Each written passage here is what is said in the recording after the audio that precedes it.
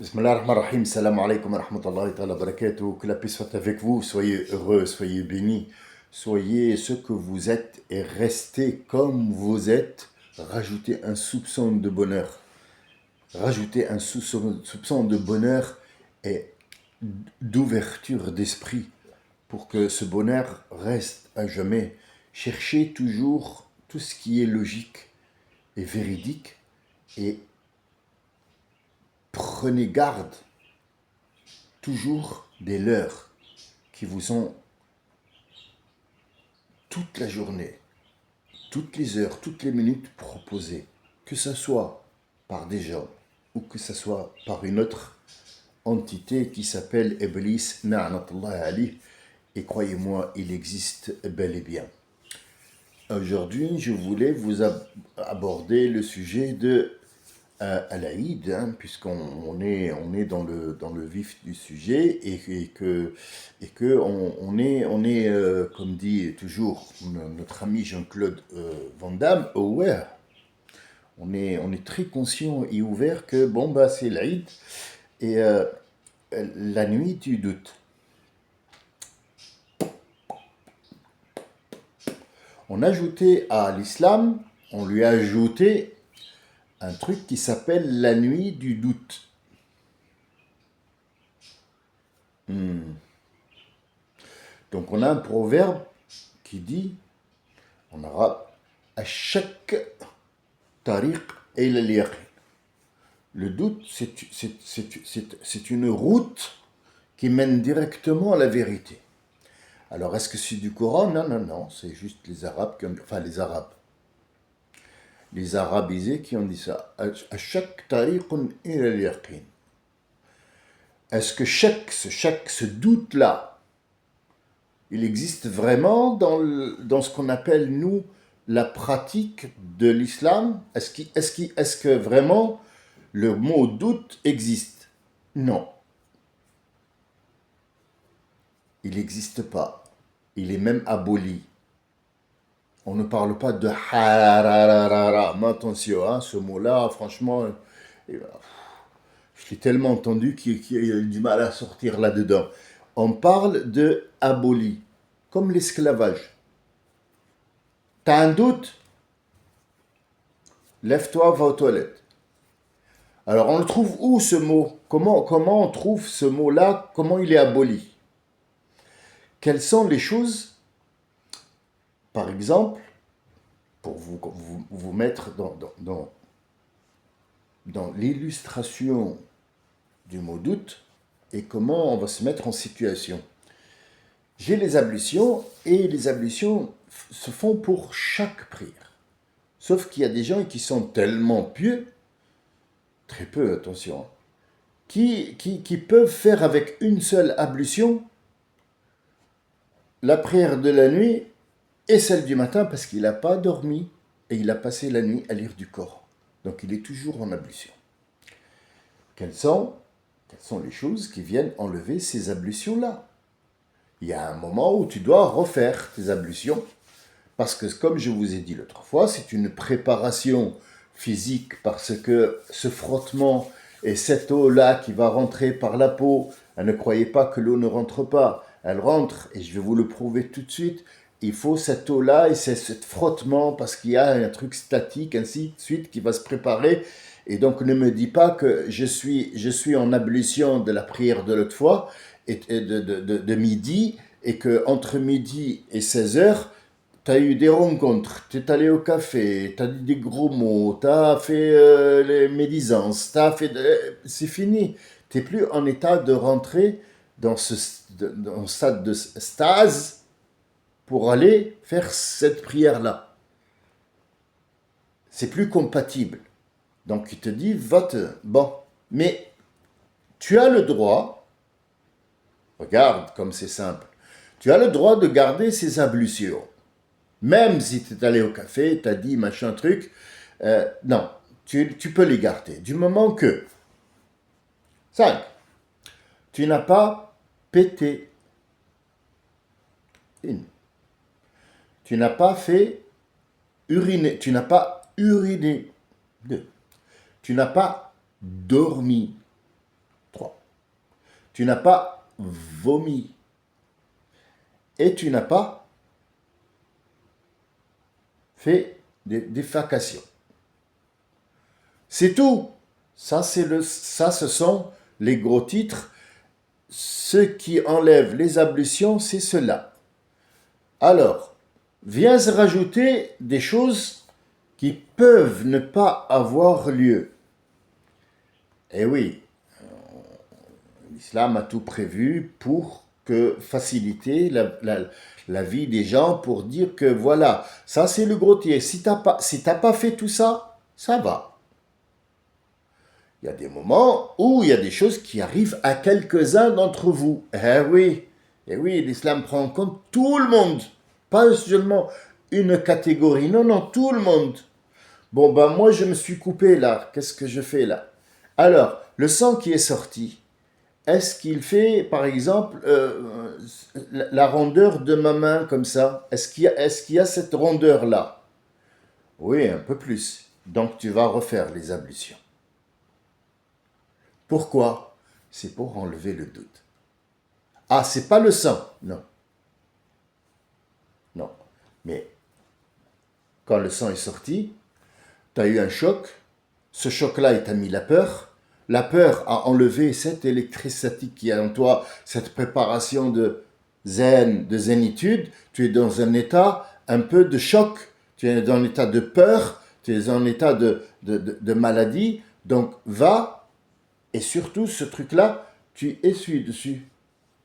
Même si tu as un pansement, tu fais un passage. D'accord. Et pour ce qui est... j'ai de l'eau qui est sortie en bas. Ah ben là, ça rentre dans l'histoire du sexe, mon ami, là. Là, je pense que c'est pas de l'eau qui est sortie d'en bas. Hein. À mon avis, s'il y a quelque chose qui est sorti en bas, c'est que tu as pensé à ça. Hein. Et si tu as pensé à ça, c'est qu'automatiquement, il y aura des gouttes en bas. S'il y a des gouttes en bas, bah, tu vas te laver directement, lavage complet de haut en bas. Parce que tu as eu des idées pas impures, parce que faire l'amour avec sa femme, c'est pas impur. Mais tu as des idées, il y a une femme qui est passée, tu l'as regardée de haut en bas, le tube bleu bien siliconé et tout ça. Elle rebondit quand même quand elle marche, ça fait schling, bling, schling, bring, dring. Ça t'a fait sortir cette eau-là. Donc en fait, tu vas te laver directement. Il n'est plus question d'ablution ici. C'est un lavage complet. D'accord. Donc ça, c'est les ablutions, oui. Qu'est-ce qui viendrait, à part le sang et à part le de je sais pas quoi, enlever ces ablutions-là? Le doute. Comment ça?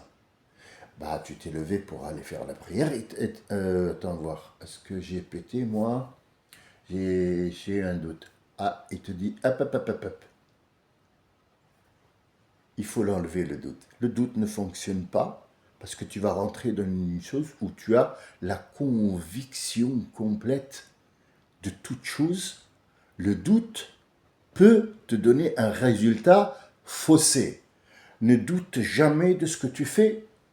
Et si tu as un doute, tu recommences tout de zéro, comme il en est par exemple pour l'ordinateur, quand tu tapes ton mot de passe qui a des points, et tu te dis c'est un R majuscule, efface tout, parce que tu as tout le droit à 3 tentatives, sinon ton truc il est bloqué.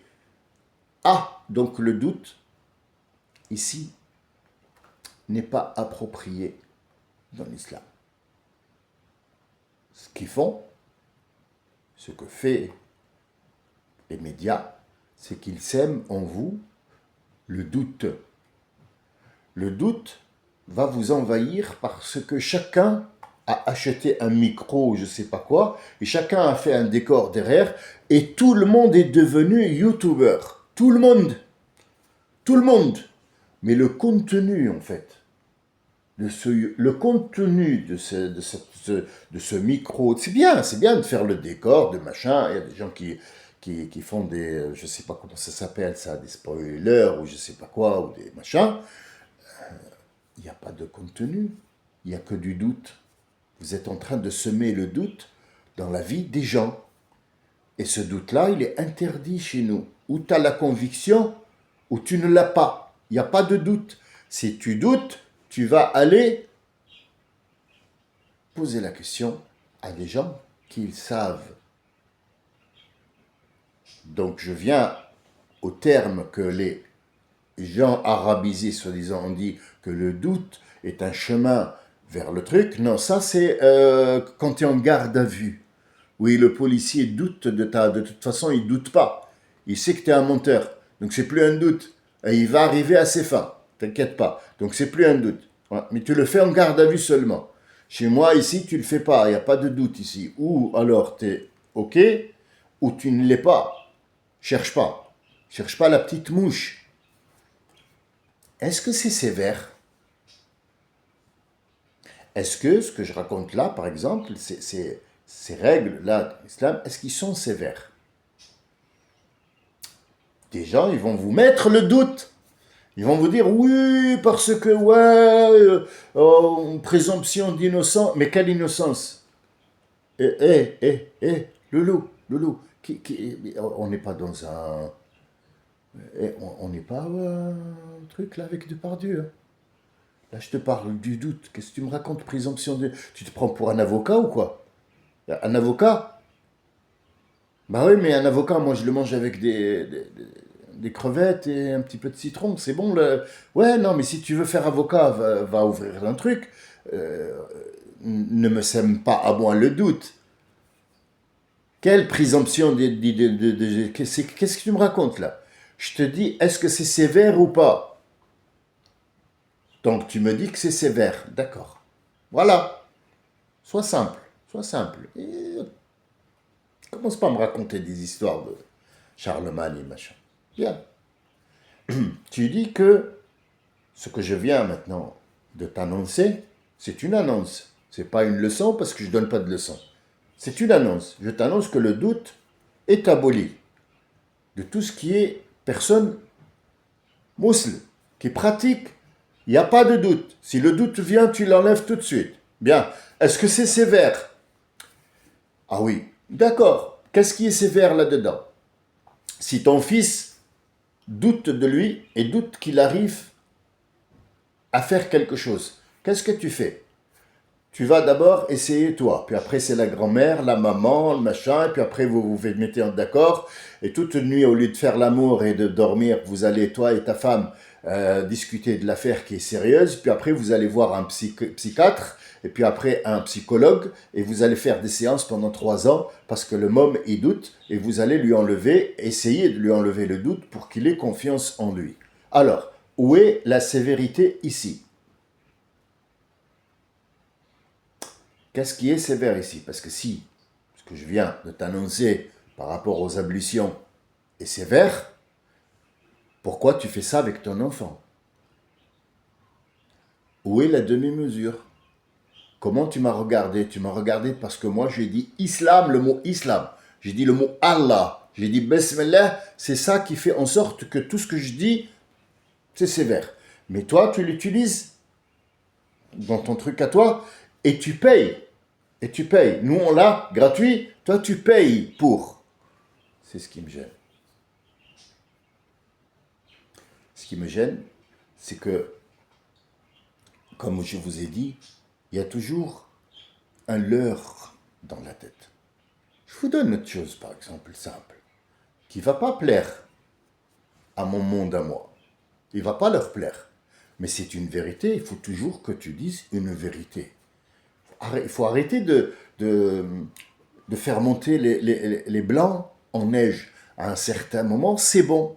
Ça y est, c'est monté. Tu retournes le plat, c'est bon. Mais si tu continues, ça va plus faire de la neige, ça va revenir à de l'eau, en fait. Il faut savoir, à un moment, s'arrêter et dire des vérités comme elles sont. Nous, on est des musulmans, donc normalement, tu dis la vérité même si elle est amère. Même si la vérité est amère, il faut que tu la dises. Parce qu'en fait, c'est la seule chose qui peut te sauver, c'est la vérité. Tu es véridique, donc les gens, ils sont attirés par toi parce que tu es véridique. Tu le dis, même si c'est pour toi, tu le dis. Voilà, moi j'ai fait une connerie. Oui, je le jure, je l'ai fait. Je l'ai faite. Et peut-être que c'est une leçon pour moi. Mais dire, ah, c'est pas... je te jure, j'ai eu un accident de voiture. Voilà, et donc le policier il nous arrête pour pour contrôle. Donc, bon, pour rigoler, j'ai dit, vous savez, quand le problème, il vient de là, en fait. Je rigolais pour pointer ma femme. Donc, le policier, il a vite capté. La blague à même pas à 2 sous, même 1 centime, 2 centimes d'euros, mais c'était une blague quand même qui était pure et simple. Donc je lui dis voilà, ah, elle m'a dit d'accord, c'est madame. Alors la dame, ma femme, elle a regardé, elle dit pardon, non, il vous parle de la route. Elle dit non madame, le doigt de votre doigt, le doigt de votre mari, il est, en fait ce doigt-là, j'ai eu un accident quand j'étais sur l'île de la Réunion, et bon, bah, on me l'a mis juste par décoration pour que j'ai pas un doigt en main. Donc à chaque fois que je veux dire que c'est lui, donc en fait c'est l'autre. C'était une petite blagounette. Donc en fait, avant de tourner ton doigt comme ça, tourne-le vers toi. Mais oui, dis la vérité, c'est moi. Vous dites que les juifs, ils pensent qu'à l'argent. C'est une vérité? Ah ouais, d'accord. Dis-moi, toi, tu penses pas à l'argent? Qu'est-ce que vous faites dans le nord africain? Cool. Cool. Tous. Kiff kiff. C'est kiff kiff. Qu'est-ce que vous faites? Toute la journée, vous êtes en train de faire des affaires pour gagner de l'argent. Alors, pourquoi tu lui en veux à lui qui veut de l'argent? Où est la logique là-dedans? Est-ce que c'est parce que tu le détestes que tu t'es braqué sur l'argent? Ou est-ce que c'est parce que vraiment il cherche de l'argent? Donne-moi le doute ici. Je t'ai mis le doute? Eh ben enlève-le. Dis la vérité. Est-ce que vous aussi vous aimez l'argent? Oh putain. Il n'y a pas plus amoureux que nous pour cet argent-là. Tout le monde. J'ai eu un ami au téléphone ce matin. Il m'a dit qu'il y avait un gars qui travaillait avec lui ou qui était en stage, je ne sais pas trop. Enfin, il y avait une relation de travail entre eux qui lui a dit, moi, ma fille, elle a 9 ans, je lui ai tout préparé, je lui ai mis de l'argent de côté, comme ça, tranquille, la vie, elle est bien. Oui, mais qu'est-ce que tu lui as donné à cette fille à part l'argent? Tu as couru dans tous les sens pour lui mettre de l'argent? Mais elle, est-ce que tu lui as appris, par exemple, d'enlever ce doute et de dire la vérité comme elle est? Tu lui as dit? Non? Ah, l'argent, demain, la banque, elle fait faillite. Tu n'en as plus. Demain, Poutine, il fait ça, boum. Il enlève la triade nucléaire, c'est bon. On est bon pour l'asile des fous. Hein? L'argent, tu fais quoi avec après? Permets-moi d'en douter. Permets-moi d'en douter, mon ami. Eh oui. Bon, c'est pas tout, mais est-ce que tu as un problème avec le peuple catholique ou est-ce que tu as un problème avec ses dirigeants? Qui a subi? Ce sont les gens ou c'est le dirigeant, y compris à partir du prêtre jusqu'à aller tout en haut? Hein? Qui?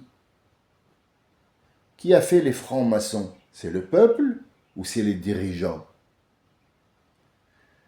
Qui a fait que Israël soit un ennemi?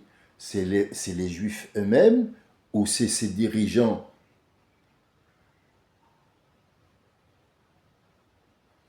Parce que, à votre information, pour que vous enleviez le doute, la moitié de Jérusalem, la moitié d'Israël sont en train d'essayer d'enlever ce monsieur-là qui s'appelle Ben je sais pas quoi là et qui est en train de faire son propre vouloir et non pas un vouloir concernant oui c'est le peuple d'Israël. Non, non, non, non.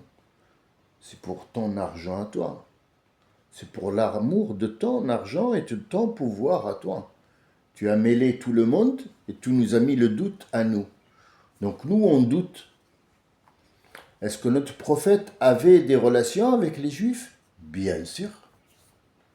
Il était même marié avec une Safiya, que la paix soit avec elle et avec lui.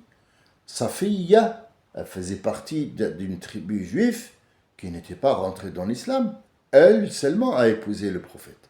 Elle l'a épousé parce qu'elle a trouvé qu'il était pur, qu'il était sincère, qu'il était logique et que c'était un homme à la hauteur.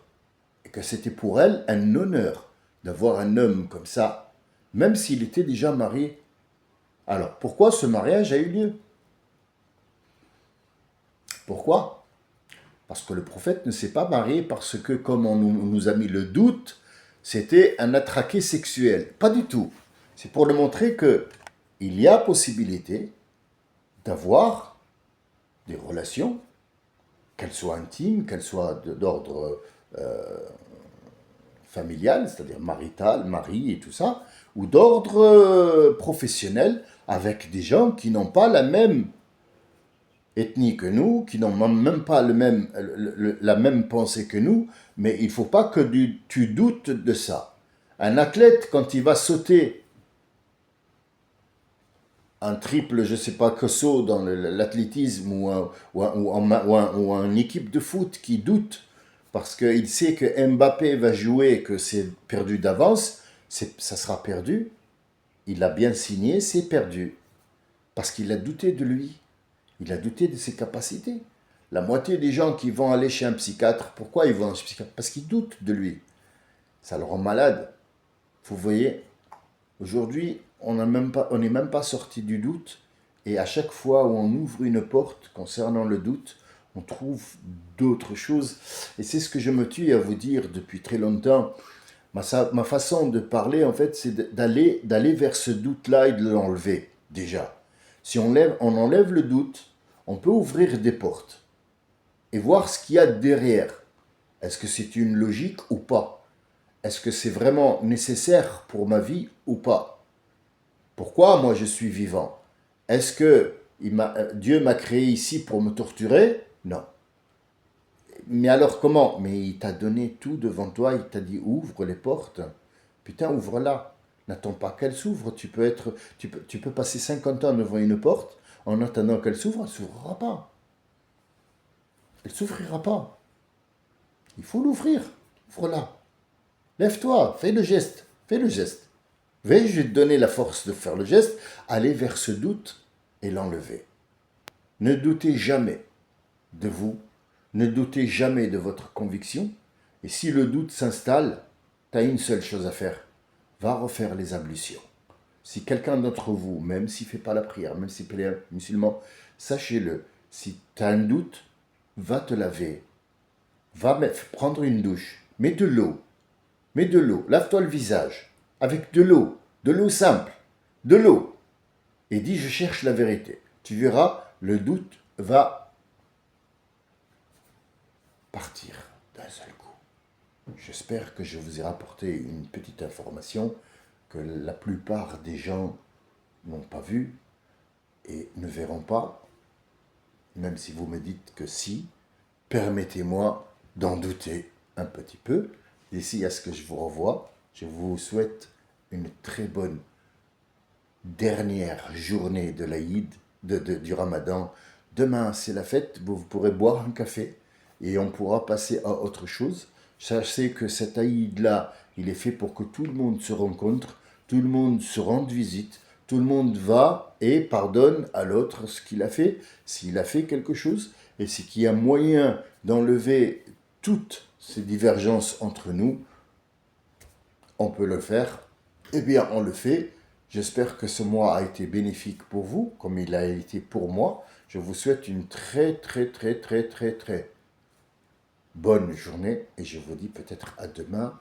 Je vous ferai mes salutations les plus distinguées. Salam alaikum wa rahmatullahi wa barakatuh.